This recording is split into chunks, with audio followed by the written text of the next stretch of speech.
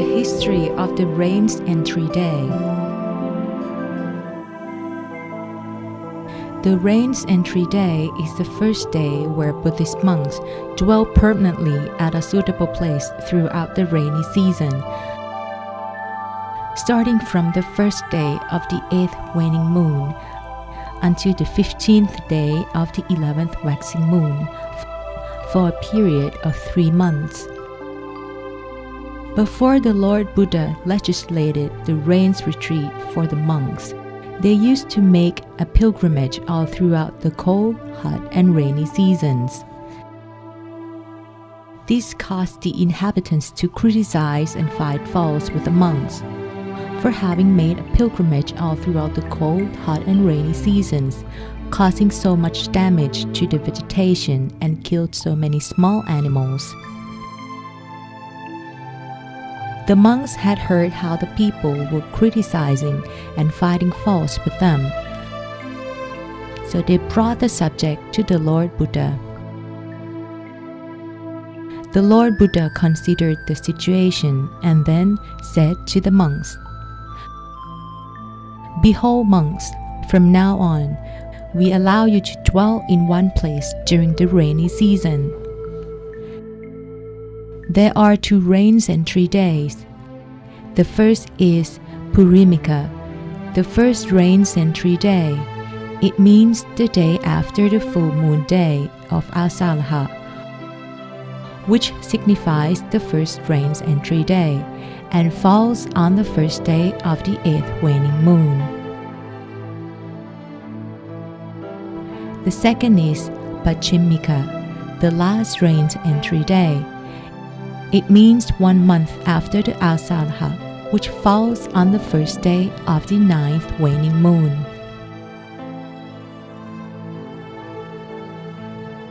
Once the rains entry day begins, the monks must dwell in one place for the entire 3 months and cannot stay overnight anywhere else.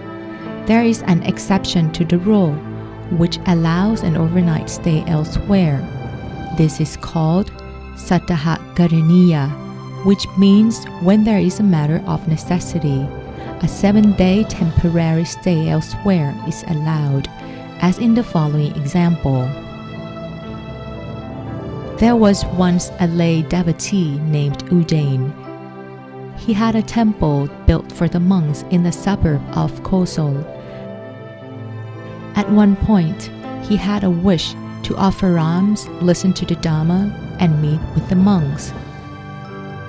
So he sent a servant to request the monks' presence at his house. The servant went to the monks with his request, but the monks did not come as invited because it was during the rains retreat and they could not stay overnight elsewhere. The servant returned to report the situation to the lay devotee. It caused him to criticize the monks. They did not come as requested, in spite of the fact that I am a lay devotee. I've built a temple and supported the Sangha all along. The criticism had been relayed to the monks, so they told the Lord Buddha about it. For that reason, the Lord Buddha allowed an exception. When it is a matter of necessity, a temporary stay of 7 days elsewhere is allowed. There are 5 matters of necessity as follows. First, a lay devotee wishes to offer alms and listen to the Dhamma and sent someone to make a request. The Lord Buddha made an allowance only when there was a request. Where there is no request, it is not considered an exception. Second, when a fellow monk or novice becomes ill, terribly anxious, having wrong views, risks committing a religious offense, and wants to purify himself according to the Dhamma discipline, this is considered an exception. Third, when a novice wishes to become an ordained monk and needs the presence of other monks. Fourth, a monk can visit his parents, siblings, or relatives when they become ill. Fifth, to perform the Sangha's business, such as finding building materials to fix the temple when it needs repair. When an unexpected event occurs and does not allow a rains retreat to continue in the same place, the monks are allowed to forego it and to stay elsewhere. Such events include: first, when a monk is disturbed by wild beasts. Second, when there is a robbery. Third, when there is a fire or flood at the temple. Fourth, when inhabitants are bothered by thieves or robbers and decide to move away, the monk is allowed to go with them. Or if the inhabitants are divided into two camps, he is allowed to go with the majority. But if the majority has no faith in Buddhism, he is allowed to go with the minority. Fifth, when there is a shortage of food or medicine, or lay individuals to support the Buddhist faith, the monk is allowed to leave. Sixth, when someone tries to tempt the monk to disrobe by offering him land, wealth, and a daughter, he is allowed to leave the area. Seventh, when there is a possible division of the monks, or someone is trying to make it happen, or the division has already occurred, he is allowed to go and alleviate the situation. The place for the rains retreat should be conducive to the Dharma practice. For example, it shouldn't be too far or too close to the community. It should have access to easy communication. It shouldn't have a lot of traffic during the day. It should be quiet and peaceful at night. It should be devoid of any disturbance. It should be a place conducive to monks who desire solitude and peace. Certain places for the rains retreat are allowed under special circumstances. For example, when a monk is traveling with a cattle herder along the herder route, or with a band of wagons or by boat, in order to reach a certain destination. During the trip, if it happens to fall on the rains entry day, the monk can spend the rains retreat en route.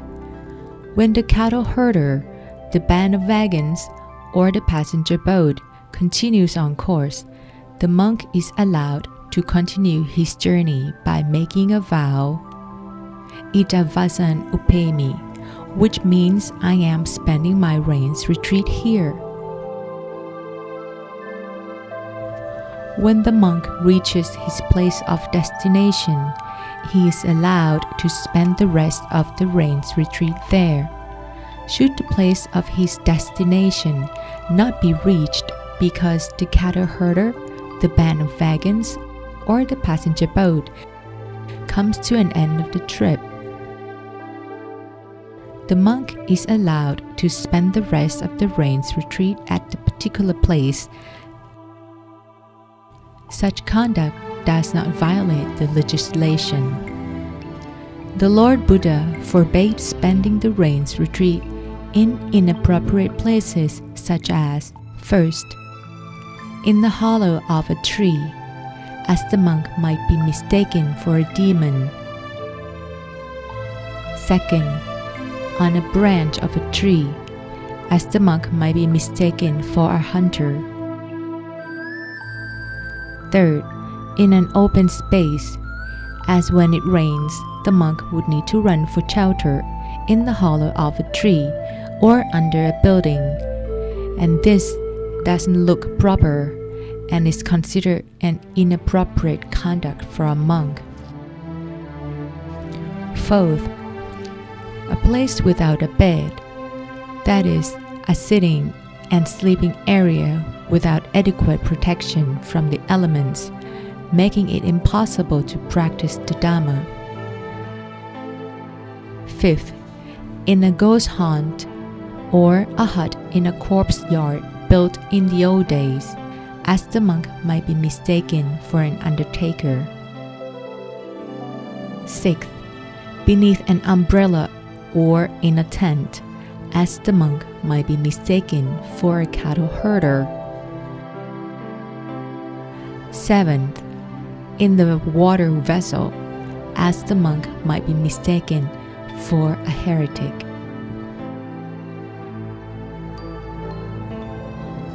We've now learned something about the history of the Rains Entry Day. The real purpose of the Rains Retreat is to allow the monks and novices more time to practice meditation. As ladies and gentlemen devotees, we can determine the boundaries of our Rains Retreat by concentrating on the seventh base at the center of our being. Let's keep our mind still within its perimeter at all times, and we will attain the Dhammakaya within this Rains Retreat.